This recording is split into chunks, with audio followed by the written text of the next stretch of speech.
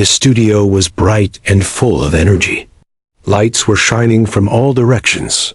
The famous talk show was about to begin. This show had hosted world leaders, billionaires, actors, even people who just wanted to fix their image. But today, something different was happening. Sitting in one of the chairs was a man who didn't need fame. He was already known around the world, Captain Ibrahim Traoré, the leader of Burkina Faso. The air felt heavy, not just with tension, but with something more serious.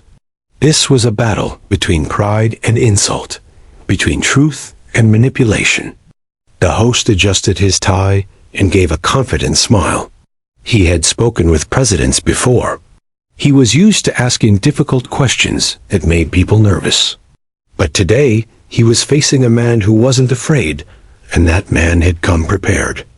Captain Traoré, the host began, his voice smooth and full of pride. Some people say you're just a lucky soldier who took power by force. They say you don't hold elections, and that you're just another military ruler pretending to save Africa. What do you say to that? The question was sharp.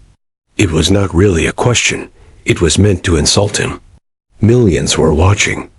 The studio was quiet, but Traoré didn't move. He stayed calm. He looked directly at the host. His eyes were strong and steady, like someone who had seen struggle and pain, but never gave up. I didn't come here to make foreign powers happy, Traoré said in a calm, deep voice. I didn't become a leader to follow your rules.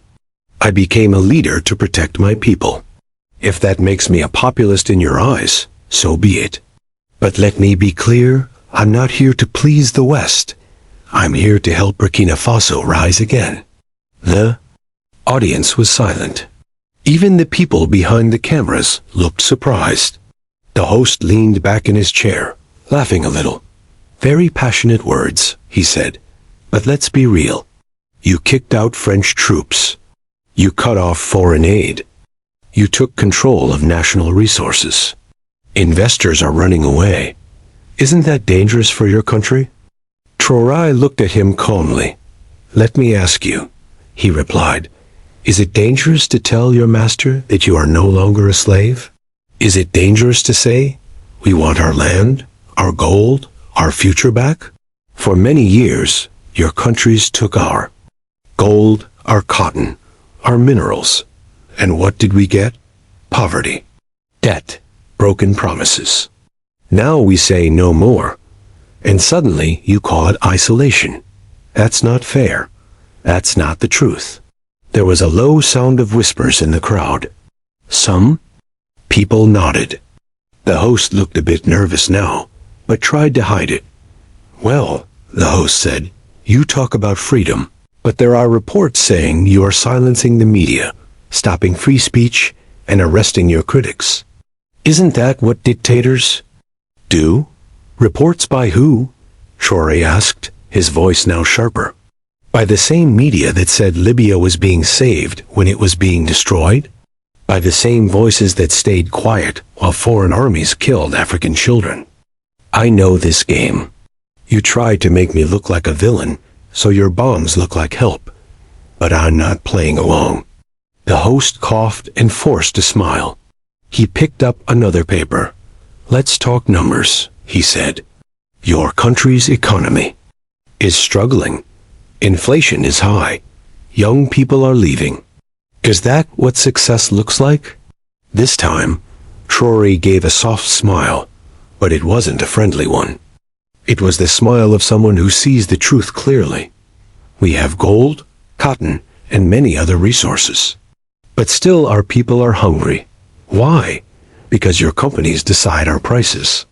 Your banks decide our loans. We are rich, but you made us poor. And now, when we take back control, you call it failure? The host had nothing to say. Traoré leaned forward. His voice was strong now. You want numbers? Here's one. 70% of Africa's population is under 30. Our youth is not afraid. We are not your past, we are your future. And we will no longer ask for permission to be free. The studio went quiet. Then slowly, people began to clap. First a few, then more, until the whole room echoed with applause. Traoré sat back in his chair. He didn't look proud. He looked peaceful. He didn't shout. He didn't insult. He simply spoke the truth. And the truth hit harder than any attack. From that moment on, the host lost control of the show. His questions had no power anymore. The energy had shifted. It was no longer an interview. It was a moment of history. Message from Africa to the world. We are awake. And we will rise on our own terms.